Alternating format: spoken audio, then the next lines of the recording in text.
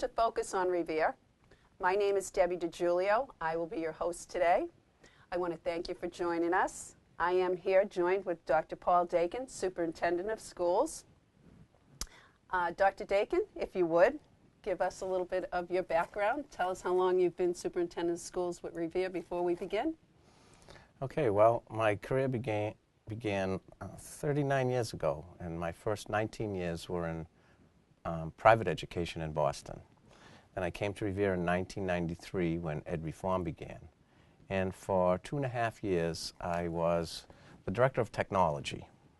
And that meant building up the computer network, as well as responsibilities in the STEM areas, the math education from K to 12, and the science education from K to 12, as well as the computer education from K to 12. And we were formulating what is, at this point, a deep, rich technological environment. After 2.5, 3 years doing that, I became assistant superintendent, working with Carol Ty, and I did that for 5 years. And this, I think, is the end of year 12 in the superintendency.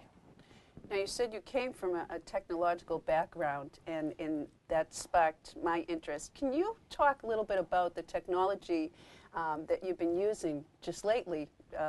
The Twitter comes to mind, that you've been using to communicate with parents and students, especially to announce school closings. Yeah, well, I'm very much a technology user. My background was a student of electronics and took computer programming courses back in the late 60s at Northeastern University. I always had an inclination for technology and work in electricity and electronics. That was broadened as technology, mainly computers, started to be implemented into my true profession, which was teaching. And it's caused me to want to participate in the technological evolution that we have. And Twitter's just one of those means to communicate. As you know, we were very early on using computers to make calls to folks, and we did that with great success. Some of that involves a fee. And so during this last storm, when it was quite evident that we wouldn't be able to be in school a while, I just kept my Twitter feed going to see how much and how quick the word would spread. And it spread pretty quickly. I think it's causing us to rethink whether we have to spend money on technology if these free technologies can do the job. So if I can get the message out through a Twitter account, and if I can get my message out through the web page, where more and more people, and about 85% of our clientele, our parents, have access to the internet on an instant basis. So we're reaching out pretty well with those two vehicles. Add to that, if it's a storm-related issue, the ability to get our message across on local Boston TV channels and our own TV channel, then the signal can get out there quite well. The thing that we're wrestling with on the cost, if there was an emergency situation, if there was a morning where the storm had to be made quickly and a call had to be made quickly, we don't know whether the net or Twitter would suffice, and it may need to go to that phone call. So we're debating on whether or not to toy with these technology advances for another year before we maybe save some money by not using I call them robocalls, when we send out about 7,800 calls in a matter of 5 minutes. Great. Great. It seemed to work really well. The kids seemed to know before the parents. Another question I had for you, we have heard that there may be some extra money in the budget that may result in extending the day for the remaining middle schools or elementary schools. Is this true? There's not money in the local budget, but the governor's first draft of House 1 does contain money for additional expanded learning time schools in the state. So with that, as recently as yesterday, I met with about 70 teacher and administrative leaders in the district to present that case to them, in that if there is money out there in the state for expanded learning time, and if it has shown that expanded learning time schools do have a higher success rate, they close the gap better. Achievement gaps are closed faster. And you get the ability to transition a program that's STEM, science, technology, engineering, and math, to STEAM, which is science, technology, engineering, arts, and math, because you have more time, then I think STEAM is a better approach to education than STEM, because we've lost a richness of the humanities, the art programs, the music programs, more depth in discussion, debate, and teaching students how to be civil and how to work in this world together. We've stripped that out of the curriculum for necessity of doing more math and English because of state testing programs. So school is not necessarily fun anymore, it's production. And there's lots of areas where we can broaden children's horizons if we have more time. So I think it's an obligation that, given the fact that we can put some of those things back into the curriculum that we had to squeeze out, and it's proven that children do better in school in the core academic subjects when you have the STEAM components in the program, then I think it's an obligation of us to take a look at whether we should go down the road appealing to the state for more expanded learning time funds. And that stage was set with the adult educational community yesterday for about an hour in the East Wing conference room at the high school. And we have to see where that goes. So the short answer is it's in the state budget, and we would have to appeal for it. But I think Revere's positioned well. We've proven that we know how to use funds like that from the state. We have 3 out of the 24 expanded learning time schools in the state. That's quite a lot for one school district. But they expand and give us that because they know we use it right. They know our teachers know how to plan within that time, and they know it's produced for our students. Would that be this fall? Don't know about that. Last year, this time, there was talk about a little bit of money coming out, and we never thought it would materialize in schools for that next August, September start. But it did, and we were lucky enough. Last year, this time, we put the pedal to the metal, and McKinley community wanted to dive into the program and try to win a grant. And we got the grant together in enough time so that it met the deadlines, and at the same time, it required a startup in August. I don't think the clock will tick like that in this monies, because I just think the window would be almost too short, because this is a governor's proposal of increasing the budget. It has to go through the House and Senate. It has to go through joint committee. By the time that's done, this budget for the state may not be ironed and worked out until June. And then things would have to go in place there, unless there were places like Mass 2020 and ESC that wanted to start a ball rolling early with preparation and opening up the possibility of grant awards and planning sessions. Then I don't think it could ever happen this coming year. But I still feel it's a moral imperative on our part to, as we look at the communities and look at what children need to succeed more in schools, that we consider that even if it is a short timeline. You see it eventually happening? I think, well, I don't know. I see us, if the money's there, trying to get some of that money. I don't know if we will get that money. They may say, hey, Revere, don't be too greedy. You have 3 out of 24. Well, come on, spread the wealth. And we'll spit back at them, yeah, we know how to spend it. Give it to us. It's effective. But at the same time, if you look in the future, I think, I will not be in the profession anymore, but most of our teachers who are younger are in the profession now. And I venture to say that in 10 or 15 years, the agrarian calendar that drives our school schedule right now will be disbanded, and schools across the country will be going for a longer school year and a longer school day. It's that way in other countries. The countries that happen to test better than us, they test better than us for a couple of reasons. One of those reasons is that they're in school longer. Pure and simply, you can get more done. A second one is that they cream their student populations and only let certain students pass on to high school education. But we're an all-inclusive country for education.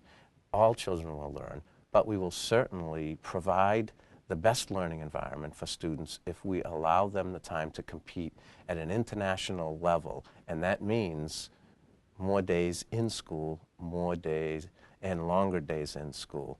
And I think that's important for our country. If we want to keep the United States out in front, we have to be educating our top students and our average students who can do wonderful things in the future as well, to the degree that other countries are doing that, so that we can keep the United States in position to be the best, brightest, and strongest in the world.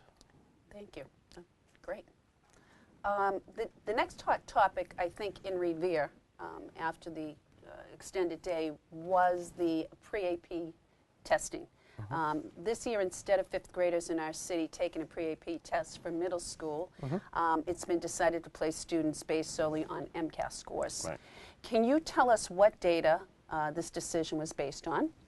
And I guess that first, and then what the cutoff scores for admission would be to that program. Yeah, Dr. Kelly did a thorough analysis of all of the PreAP years that we've had. And we've given our own test that we thought was a good idea. And I still like the idea of a test because I just think that it's good for kids to do something like that on a Saturday. It's good preparation for SATs that are going to come in the future and the like. But as we started to scratch our head and say, these are fifth graders, and the state's testing the heck out of them, is it the best thing to do to lay on kids that age another a burden of worry and concern relative to their performance? Or to think of another way to carve out those students that meet a criteria. So Dr. Kelly did a study correlating the scores on our test. That's a nationally normed test, and we get it graded outside of the district with MCAS. And at the 90th percentile and above, which is an unbelievable rate of correlation, we could have predicted all of the PreAP students by just looking at their MCAS. So we said to ourselves, why do we want to burden the district with that expense? Because it does cost us money to send the tests out and to get the tests and to have practice for the test, and burden the student with another concern. If we already know by looking at the history of MCAS who is going to be there. So we made the decision mainly for kids. What's best for kids? It was to make that decision based on what they've already proven to us, because it correlates so strongly with the results of that particular test. So I don't have the cutoff numbers in my head, but I think 260 is one of those numbers, which is the advanced score on a test, but I think it also drops down to 256 and 254, so on either the math or the English. So we're using a history of what the kids that were in PreAP looked like on the MCAS. And I think those numbers were moved a little bit more into the high proficient range and lower advanced range, but I don't recall the exact numbers, but they are fixed numbers that we will be able to define to people so that they know clearly that this is the range. We still, and as we have now, there's opportunity, if those numbers aren't met on an MCAS, for a student to prove themselves and move into the PreAP program during the first year. And it has to be the first part of the first year. And with the fact that we're going to have PreAP in every middle school next year, that will make it a lot easier for students to show their stuff to move in. Because, for example, if we had a student at Susan B who was potentially PreAP material and was working well, they would, in today's world, have to switch schools to go to PreAP at Romney or Garfield. Next year, PreAP is going to be in every school. A student that earns PreAP status in both subjects will be able to go to each and any of the 3 middle schools, and a student that earns PreAP in only one subject would still be able to go to any one of those schools. That's a big change. That's a big change, and we think it's a democratic change in the sense that all schools will have their fair share of the best and brightest. Will there be any other changes to the to the middle school placement policy? Well, I'm hoping that we would have a change that we haven't had for 3 or 4 years, and that change would be that we don't need a lottery. I agree with you. The lottery is, I don't think anybody likes the lottery. Parents don't like it, kids don't like it, we don't like it. It's, but when we overload choices into a school, if there are 100 seats and 200 kids want those seats, we have no alternative other than having a lottery. It's a necessary evil. So our hope is, and I think it starts up next week, 5th grade is visiting schools. They're going to visit all 3 middle schools, and we're hoping that they break out in a manner that starts to diversify the student population according to our formula, which is 1/3 of each 5th grade class in each elementary school gets 1/3 of their population's seats in each of the middle schools. And if it breaks close to that, it might not have to be an exact science, but if we can fit the numbers into a building, we do that. And I would absolutely love it this spring, because the bane of our existence in the spring is the lottery and the disappointment we sometimes see in parents as well as students. It's nothing we feel happy or good about doing. But PreAP being in each building may help us get to the point where people settle into the choice school that they have, and maybe they'll be selecting differently. That's our hope. I agree with you. I think that's a great change. Another change that we're seeing last year was the McKinley and I believe the Garfield and the Wayland Elementary adopted uniform policies. This year it looks like the RMA will be putting a new uniform policy into place in the fall.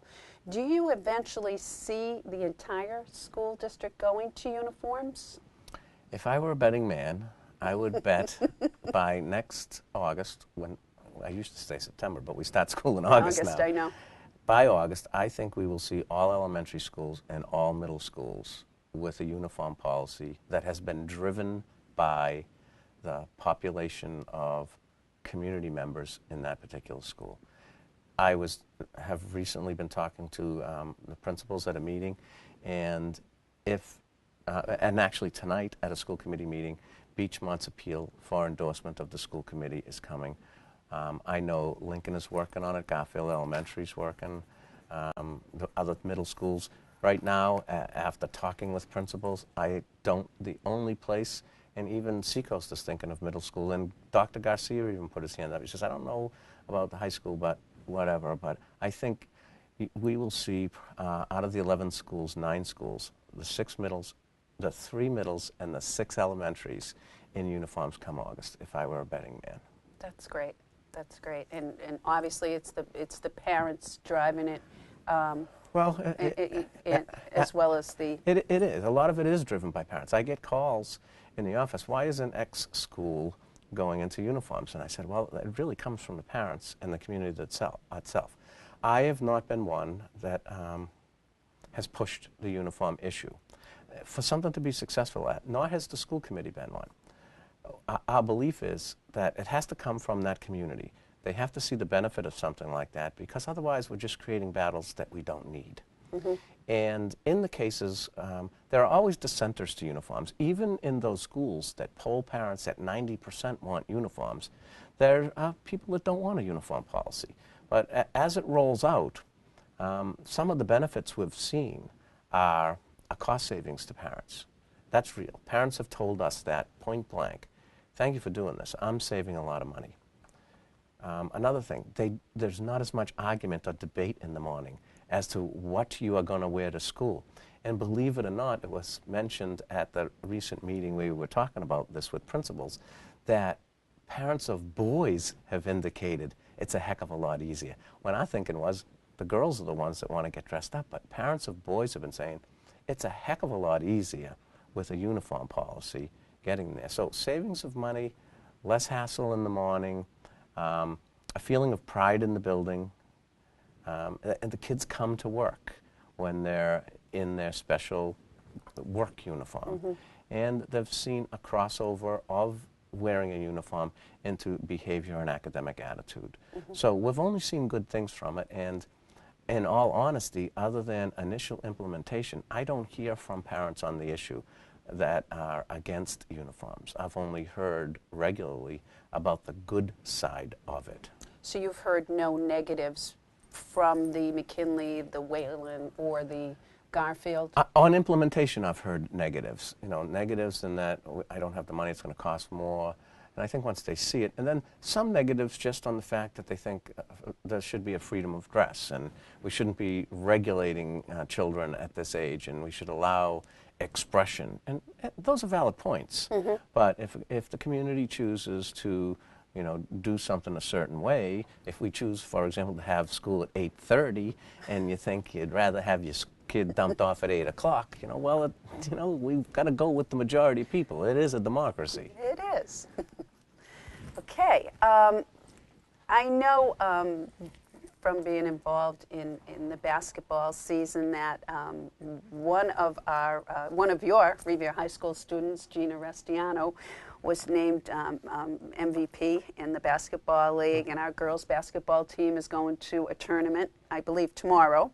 And there's some really great things happening at Revere High School in Seacoast, and I was wondering if you could just give us a rundown on, I'm speaking sports, but maybe you could give us a rundown on some of the great things happening at the high school and at Seacoast.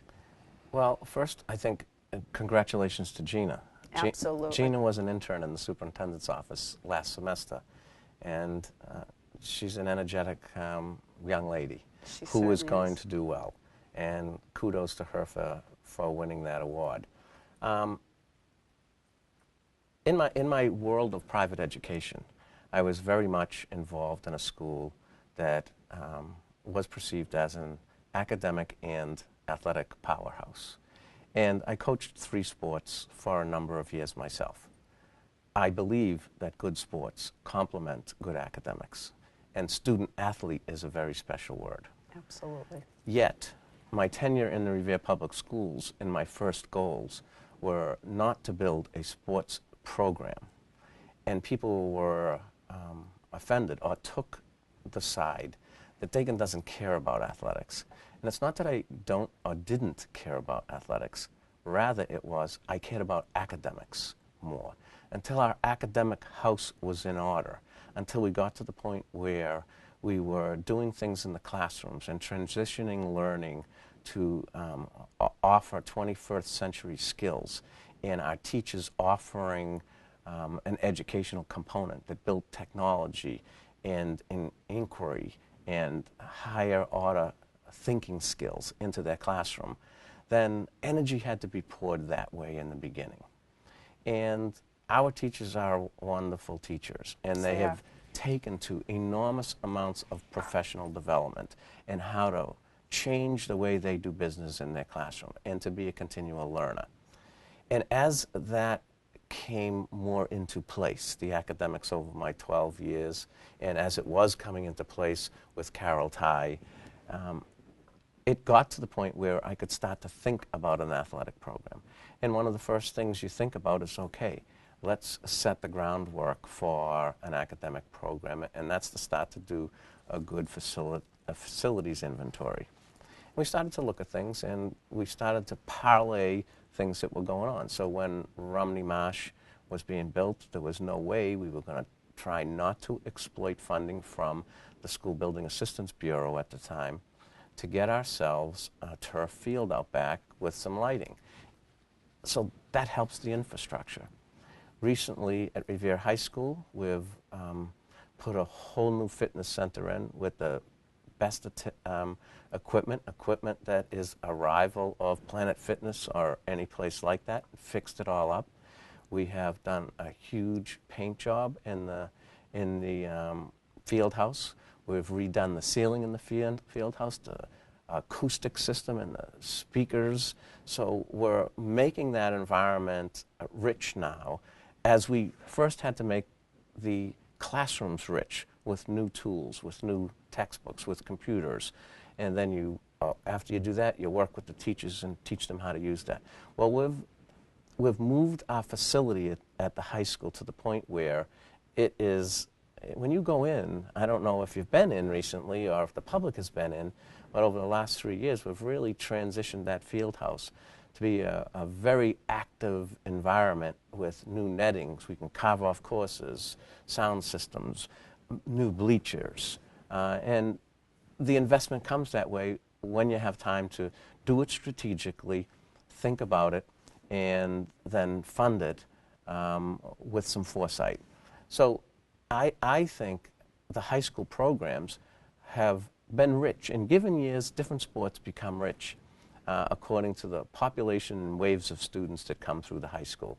And I think one way that we can even deepen the successes of the Revere Public Schools sports program, and that's the evolution and the next steps, is to combine what we're doing in the schools with the youth programs in the city. When we can reach out to the Little Leagues and to Pop Warners and to the hockey leagues and connect them to the strategies that we use at the high school, to the philosophies of the high school, to the way we do things. And from the student-athlete perspective, I think that's what will bring us to the next level. The most successful athletic public school districts, they have success because their programs are integrated with their youth programs. In Revere, and I've been in Revere myself, and I played Pop Warner myself, the programs have stayed isolated pockets of energy of parents who were guardians of that particular program.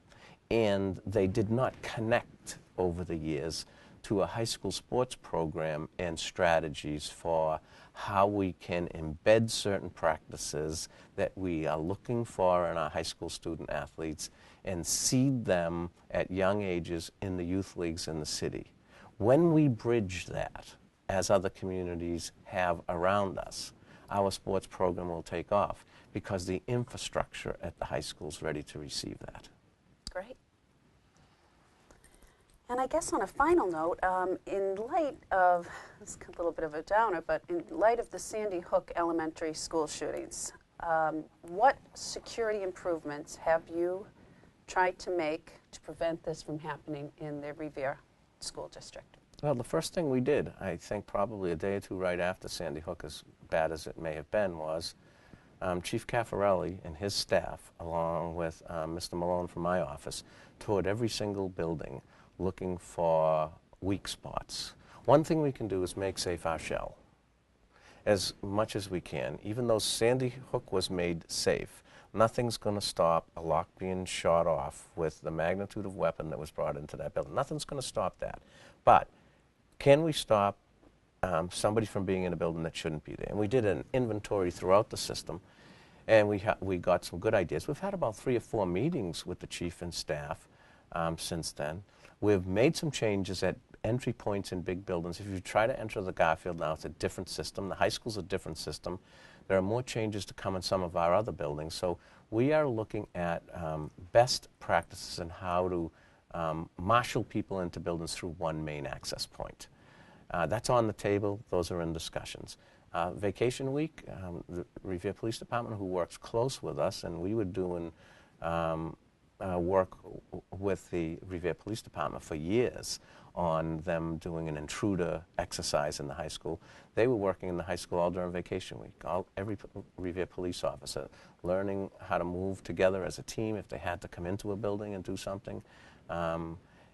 So there's a lot that goes on that the public doesn't know about. There's a lot that goes on in security that we won't talk about. Okay. Because the more we talk about it, the more people will know about it.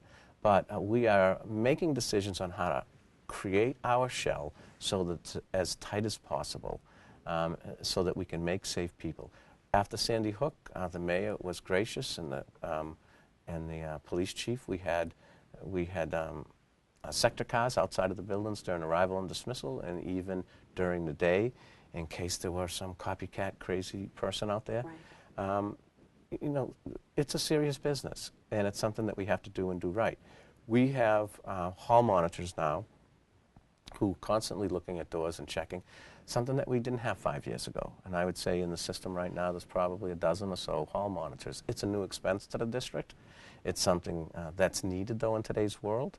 People to check, make sure doors are locked all the time, check people into buildings. So I think the public can be assured that there's a close working relationship with Revere Police Department, as there always has been. And our thinking started immediately after that to make sure we can make safe our building and children. Dr. Dakin, I would really like to thank you for joining me today. Your answers have been very informative. Again, thank you for agreeing to do this with me. No problem. I'd like to thank everybody for joining us today, and to remember to focus on Revere, where a lot of good things are happening. Thank you.